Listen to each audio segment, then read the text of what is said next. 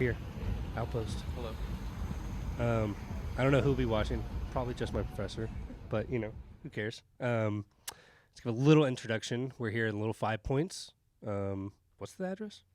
This is 1143 Euclid, and then the store next door is 1141 Euclid. Sweet. And then you guys have a spot across the street as well, right? Yeah, we have a store that we opened with Elise.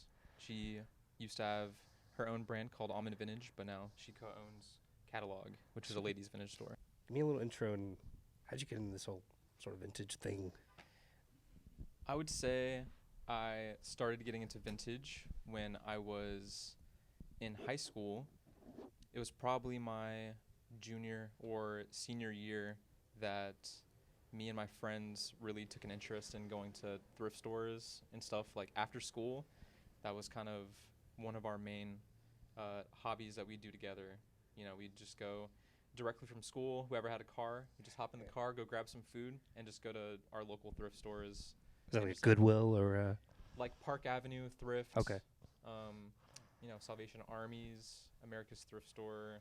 Yeah, Goodwill. it was mainly clothing though? That was a Yeah. intro? Yeah, Yeah. definitely clothing. I will say though, when I was a kid and my parents would each individually on their own take me to like garage sales or estate sales or to the thrift store, and as a kid I wasn't really looking for clothes. I was Yeah. looking for other stuff. Like I was looking for toys. Yeah. Or like books. Mhm. So like the Mhm. the first thing that I ever remember collecting or like actually going for were Goosebumps books. Really? Yeah. So I was super into Goosebumps when I Yeah, was a dude. kid. So every time my mom took me to Goodwill, straight to the book section, I would look through every single shelf and I would just pick out every single Goosebumps book that I found because they must have been like 50 cents Yeah. to like a dollar. Yeah, and they're so small you can read them very Yeah, quickly. and my mom wouldn't Yeah. mind. Like I could have a stack of 5 of them and it'd be like $4 or $5, and my mom would be like, "All right, yeah, I Interesting. can buy these for you." Oh. I really enjoyed reading when I was a kid, like Really? through school. Yeah, it was something that I did a lot. I would read at home all the time. Really? In my free time, I was really good at reading. in What school. so like Goosebumps obviously like scary stories. Was it specific or was it just sort of everything? I read a lot of it was like the Magic Treehouse books. Yeah. A lot of like Junie B. Jones. Yeah. A lot of Goosebumps. Yeah. Man, what else? I definitely tried reading through some Harry Potters and definitely through the series of Unfortunate Events books. Yes. I still have all my books from when I was a kid. Whenever Really? I go back to my parents' house, I'll go and flip through them, and definitely there's some good memories there. But I don't know what happened. It was probably sometime in high school that I Yeah. just sort of lost interest in reading for fun. Definitely trying to pick it back up. It's funny you mentioned books because that's our favorite thing we find here. By the way, Really? is that Oh, yeah. I think we buy more books than we do. You guys have gotten clothing. some good ones. Yeah, for like sure. we do. We just got Dogs and an Art. That was our Mhm. last one we got, and Mhm. and then I actually got my parents Atlanta Then and Now. It was like I don't know who got that here, but we got that for my mom's birthday, and she really loved that. That's awesome. It's funny. My dad, he'd actually seen a copy of it before, and he's like, "I've seen this before," and but it was really cool. I was just, cool. Sorry, I'm really bad with I'm bad No. concentrating, so I had to do this just It's so I okay. could. But yeah, I went from looking for little toys or Yeah. whatever, pretty much everything but clothes until I was in high school, and then obviously, me and my friends we were just trying to find cool stuff to Yeah. wear, trying to look Yeah. unique, Yeah, and there wasn't really a whole lot of trends like you see now. It was kind of just you would just walk in the store and we would just take our time and try stuff on, and we would just gas each other up and be like, "Oh, dude, you need that jacket," Yeah. or like, "Oh, you need those baggy pants." Yeah. And back then there wasn't really a thing for thrifting for people our age. Mhm. And I remember a time where someone might make fun of someone and use like, "Oh, it looks like they got that from a thrift store," as an insult. Mhm. Yeah, Yeah. because everyone Mhm. was Dude, wanting yeah, to go to yes, the mall, yeah, so it yeah, was like, "Oh, yeah. that dude's got a baggy shirt, or like there's a stain on his pants or whatever," and like, "Oh, did you get that from Goodwill?" But now it's completely different. Yeah. I remember that. I was a brand whore, and I realized as a young kid I could get polo for very cheap at Goodwill. Oh yeah. Like in like clean polo. Oh, yeah, Like so not cheap. like worn out. And I remember like I felt so good going to school one day, and somebody was like, "That's not new, is it?" I was like, "What?" And I was like, "It's polo though," and it's so crazy. You Yeah. know, like the sort of 180, like in Mhm. people. I don't know if everybody goes, understands like the sort of value that vintage has. Mhm. We'll get into that later, but like I don't know, back then, yeah, definitely not. You're Yeah. definitely a weirdo for wearing like used clothes or Yeah. like. I guess that um, was that like about it was 8 or 9 years ago now, Yeah. is I guess when I started taking thrifting a little more seriously, like when I adopted it as a hobby. yeah. And I still do it like to this day. Maybe I don't do it as much as I maybe did a couple years ago, but definitely when I have free time, it's like something that I really love to do. Yeah. And it took me a couple years before I realized that I could, sell stuff Yeah, online. profit. Yeah. It was probably 6 or 7 years ago that I came across Depop on the App Store. I don't really know how. I think I was just scrolling and I clicked on it, and it was like, oh, this is like a app where you can post. Yeah, this must have been things like early for Depop sale. days. Yeah. It must have been Yeah. out for like a year, maybe, Yeah. when I came across it. And when I downloaded it and I was using it, it didn't really seem like it was fully developed. It was very like bare bones. Was Grailed a thing at the time, and like Goat, were those even like? I don't know about Goat. I don't Yeah. know when Grailed started. Yeah, So Depop this was was- very yeah, ahead of the yeah. curve. sweet. I'm sure maybe Mercari Yeah. had been around, and Mhm. obviously like Poshmark and Etsy were things. Yeah, But they didn't feel like as accessible. I don't know. Something Mm. about Depop was very, like I said, it was bare bones and it was really easy to use. yeah. It was like a very Yeah, she simplified. uses it to this day. Yeah. Like, yeah, It's Yeah. a little different now. Like obviously all these apps have developed in a way to where it's all about the algorithm. It's all about all these details, and it's so saturated that you kind of need to have all of these details on your things. You need to have like really good looking photos, Yeah. or else Yeah. it's like everything else now. It's so saturated that if you don't fully stand out, and even if you do, you might not see the success as other people might. And that's partly a luck thing. It's also a consistency thing. It's an Mhm. algorithm thing. yeah. So I feel like a lot of people have trouble sticking to doing that, like as a hobby or as like a side hustle or even a full-time job, because it can be really daunting knowing that you and millions of other people are trying to do the same thing now. But back then it was different, and I felt inspired by a lot of the people that I saw on there that were doing good at the time, and it was very apparent that there were just people who were doing it really well, and then there were like more amateurish. What was that? people posting. Really well. Like, is that like curation, or is that like Yeah, consistency, or consistency for Yeah. sure. Yeah. And in specific, there was this guy, and I still am in contact with him today. He's still very much in the vintage community. Hmm. He's still posting consistently to this day. His name is Sam Poole, and he goes by Known Bad Boy on socials. Yeah. And he was all over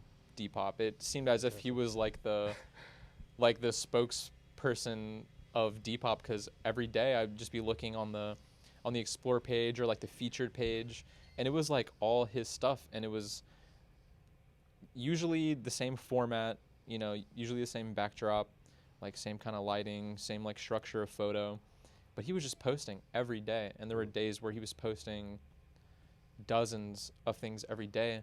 And if you scroll through, I mean, this dude was selling vintage like hotcakes, and it was like no one else. I didn't Yeah. see anyone else Yeah. that was selling at that rate and that just had so much Interesting. stuff.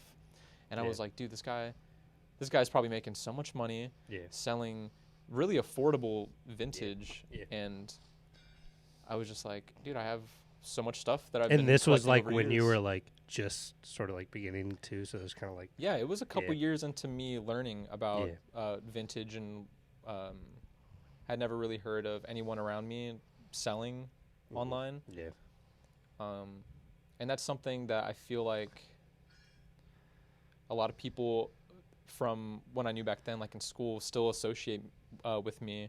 They're like, oh, like if I don't talk to someone for a few years, they're like, oh, like are you still you still like selling clothes? Like I know that was your thing. You were like selling vintage. So I don't know if I was ahead of the curve or not, or I don't know if people just like weren't talking about it, but I felt pretty cool that I was like uh I was like in the community from the beginning, and I'm really glad that I took that step, because now I mean I've met so many cool people through the vintage community, and I was doing pretty good like in college. I think I must have been a freshman, or maybe right before I got into college, that I was posting consistently, and I was doing really well on Depop. Like I had probably a part-time job for most of the time, like the first couple years that I was doing it. But I was making like part-time job money as well as working my part-time job, just selling stuff that I was finding thrifting. And it was really cool. I was like, dude, That's sweet. I'm like, I'm making decent money just selling my old stuff, or maybe selling cool stuff that I found that wasn't my size. Yeah. And I was keeping the prices affordable too. It's not like now where you go on Depop and everything just seems so like $250 pop. Yeah. It's yeah. wild. But yeah, that was a good time. And then maybe 4 or 5 years ago is when I did my first pop-up in Atlanta, just like a market. Yeah. And I still do them every now and then. Definitely about a year or two, I slowed down a little bit. I'll still do some like major markets that come up. For example, like the Ecology vintage markets, I'll do those. And then some of the pop-ups by Georgia Vintage Goods, I'll do those. But yeah, I've met a lot of cool people through that avenue as well, like people local to me and in the city that have similar interests. And yeah, and then me taking that step and getting into the vintage community kind of allowed me to work here. Because when I came across Bobby and Kenny, who are the owners of the shops, I hadn't really seen any vintage stores in the city yet. And there were a couple. There was like Versus ATL, and obviously they had been around for maybe a year or so before I met them. But yeah, I was just looking around. I was like, dude, I want to find... Dude, it did feel like that too. Like when I came here, like it's like, where are they? You know, like you go to other places and they're not ubiquitous, but common. You go to LA or New York and you can find good vintage stores. But I feel like in Atlanta, it was just like people want it, and like Kenny and Bobby, they just like gave it, you know, and some of the first guys to have like a proper storefront for cool vintage, especially t-shirts. They started off having incredibly rare. This is when they were back at that. Dude, this was even further back. They were in the back of the Bazaar building here on the corner. It's kind of right around that little like cubby area.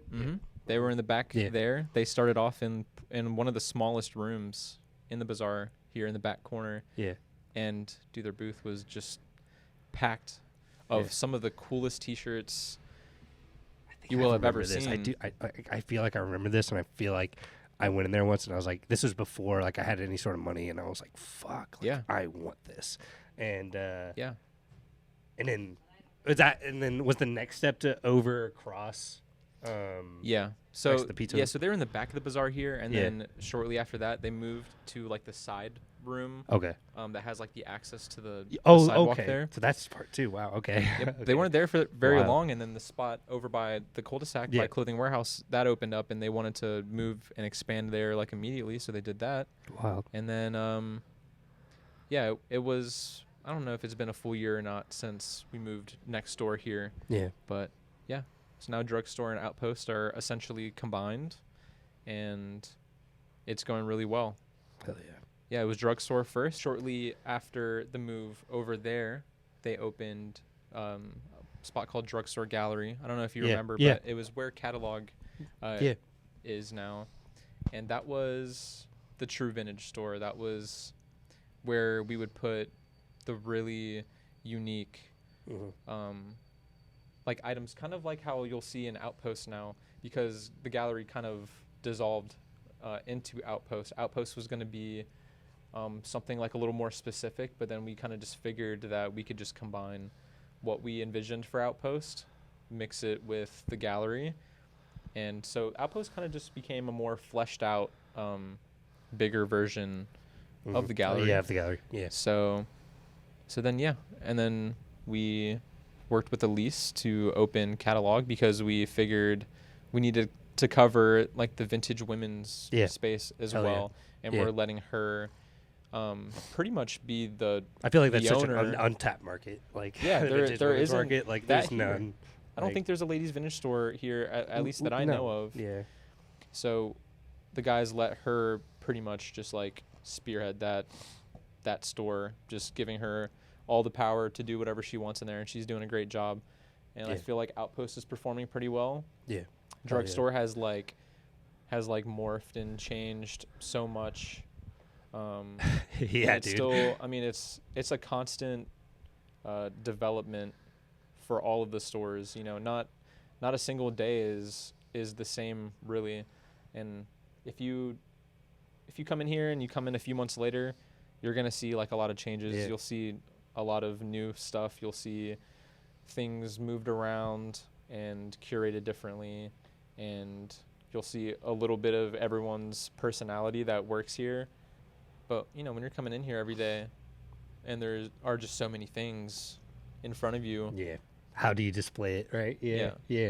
and I guess for us, we've seen the stores totally empty and bare bones, just as like a white box so many times that we have all had plenty of ideas. I remember when back in the day, and like you guys were just figuring it out, like just Mhm. hanging things up. You know, Mm-hmm.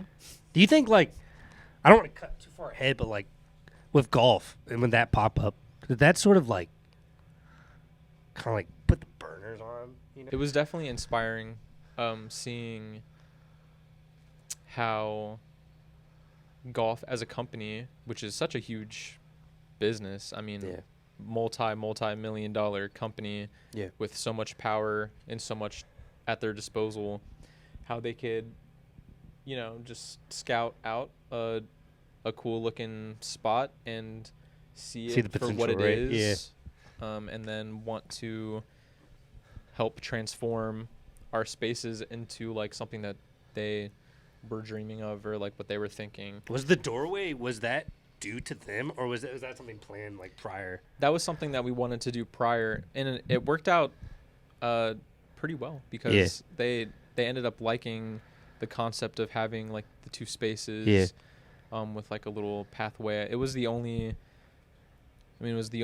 store. I was gonna say they out of had all their that- pop-ups, right? That Yeah. 2 spaces. Yeah, Right, it was and the only one, golf yeah. store in the whole world that had this sort of like format. So I think they were into that idea, and yeah, it worked out. It was essentially 2 stores. It was essentially 2 golf stores, just with the inventory kind of split up. But Yeah. we were basically running, you know, like 2 operations. It was pretty cool. Who was like in charge of that? Like, is it you, Kenny, Bobby, sort of thing that are just like spearheading it, or is it like Tyler's was. crew as well as you guys? So it was all due to one of our friends. His name is Sam, Sam Levine. He became friends with one of the head like golf representatives. Yeah. When he was in LA, and they just, you know, they had a good relationship, and then he mentioned something about wanting to open a temporary golf store in Atlanta, and Sam immediately was like, yo, like if you need like a project manager for this, you know, I am like a project manager. He has his own music label, and he has a good grasp on what it takes to be a leader and to be like organized and to get something done. So yeah, he trusted Sam to scout for a location and to He pretty being much- Tyler and the golf crew and whatnot. yeah, so Or the Sam- representative that he was friends with. Is that what they're talking Yeah, about? so- Yeah, got you. Yeah, I mean that's essentially, he's in direct communication with the whole team. Yeah. And with Tyler, so he just told Sam, yeah, just find a good spot and we'll discuss that, and then once, you know, that's finalized, you'll be the project manager. You'll be in charge of all of the operations, and he did that.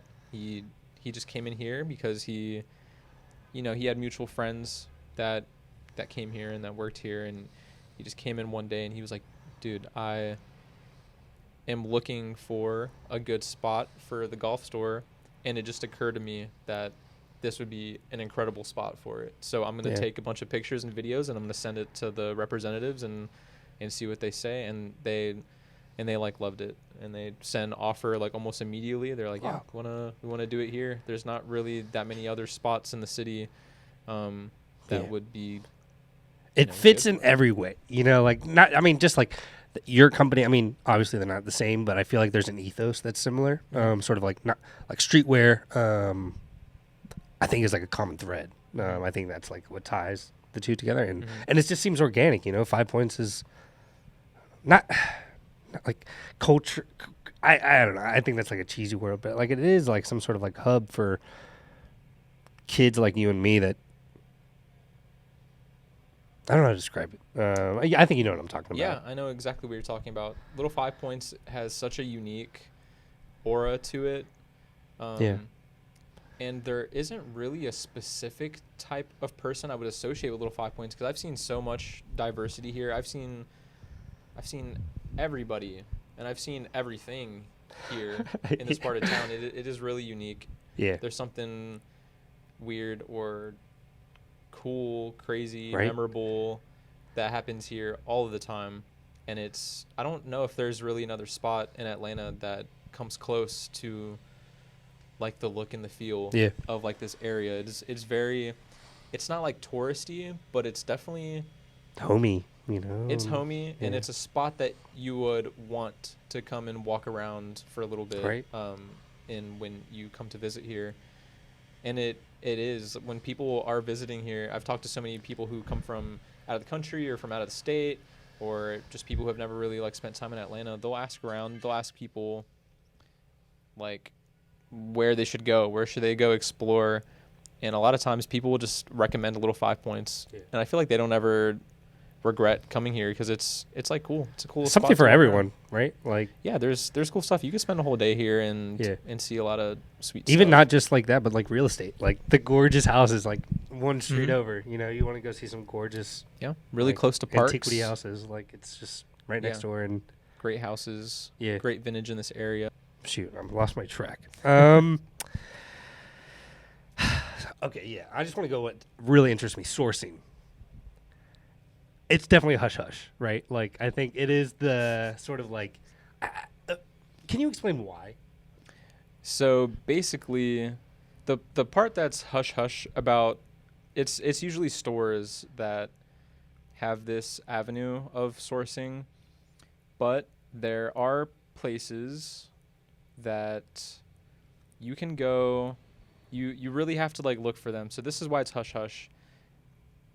It's a competitive market, and I feel like this would go with a lot of other similar markets or even different markets. If you have a good source of inventory, you don't exactly want, as much as they might be your friends or a part of your community, you wouldn't want them to have the same sources as you all of the time, because inventory, especially vintage, is pretty limited. Oh, yeah. Obviously, there's a lot of clothes in this world. There's a lot of old stuff in this world. But, the city's not that big. There's not exactly that many places to source from. They're really hard to find. And when you find them, it almost feels as if you just unlocked like a new level. Yeah, you found it. Like, yeah. You don't want to exactly rely on it, but when you do find, there are rag houses. What's a rag house for those that don't know? Essentially, a rag house is usually they're like compounds or like factory style places where these companies are sent just an extreme amount of clothing. Mm-hmm. Most of the time they're baled, like, so they're all packed together, kind of wrapped up, just packaged in giant bricks of clothing that just needed to be relocated, like brought somewhere else, moved somewhere else, shipped somewhere else for someone else to deal with, whether that's like to be donated or to be picked through and sold individually or by the pound or by the bale, like whatever. So there are places in the city and in Georgia in general that offer that service for businesses. So yeah, that's where we get a good bit of our sourcing in, are these places, and a couple of them we just recently found within the last year or two. There's another source that we've been going to for a few years. That's pretty good, and it's a lot of hard work. It's not like we're just handed the good stuff and we just pay them and then we just, a lot of times it's you're there for hours. You're there picking through piles and mountains of mostly like dirty clothes or mostly nothing. It's kind of like the bins, a little more extreme. Yeah, you're hunting for these things. And you kind of have to do that because nowadays, like we were talking about earlier, thrifting in like the vintage community is like really saturated now. So you don't always have the best luck when you go to estate sales or to the thrift store. You can come up empty-handed a lot of the times, or spending more than you anticipated because thrift stores are raising their prices. You might run into a bunch of people who are trying to do the same thing as you, and with going to these other sources, you get a little bit more with your money. You do have to invest a lot more time and more effort. But I feel like most of the time it's worth it. It's almost like more of a guarantee, right? Because you're... Yeah, I mean, every time we go, we're expecting to come back with some pretty great stuff. Yeah. It's pretty consistent, but it is like work. Yeah. It's not like every time we go, we're going to just get like a $2,000 shirt. We did the other day, and that is enough for us to not want to disclose the address to another store because we would hate for, as much as we'd love to see other people finding good stuff, we would hate if, we took years to find a cool spot where we can go source. Yeah. And then a competing store finds the same spot, and then the next time we go, then we see them in there too, and they're getting a bunch of great stuff. Gone, it's the same thing with thrift stores. You hate when you're really feeling lucky that day, and you're like, I'm gonna find something cool today, and you go to your favorite thrift store, and there's already like 10 kids in there that are your age that look like, who gave these guys this address? I've never seen these guys here before. It was that thing that I was trying to describe earlier about this sort of vintage community. Do you know what it is? Do you know this sort of like common theme? I don't know how to pinpoint it. Maybe you can. I would say generally the people that come in here, they're obviously, I feel like this is a shared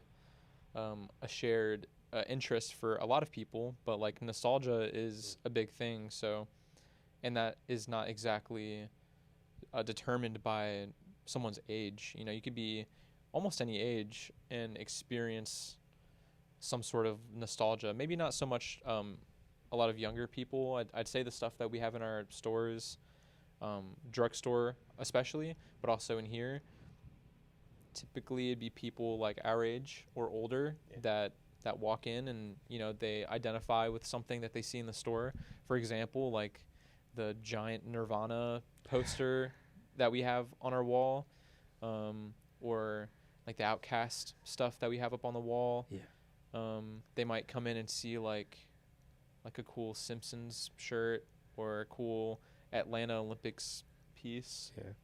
And all of these things are definitive of the time. And, someone might come in here and see something that maybe isn't as old. They might see like a cool original SpongeBob shirt. Yeah. And that'd be someone around our age. We have maybe one. A little younger. Have one. Yeah, we have one. And they're like, oh man, like I love SpongeBob. And I watched this like when I was a kid. But then also someone might walk into Outpost and see like a 60s sweatshirt from the college that they went to, and they feel that nostalgia. But also, the people that come here intentionally, typically they're people who enjoy fashion. They're people who enjoy clothing and vintage and dressing well and love feeling inspired. And yeah, I feel like most of our customers, especially our returning customers and stuff, they're great people. They're interesting people. They're artsy people. Yeah. They're people who come in here and they like to ask questions.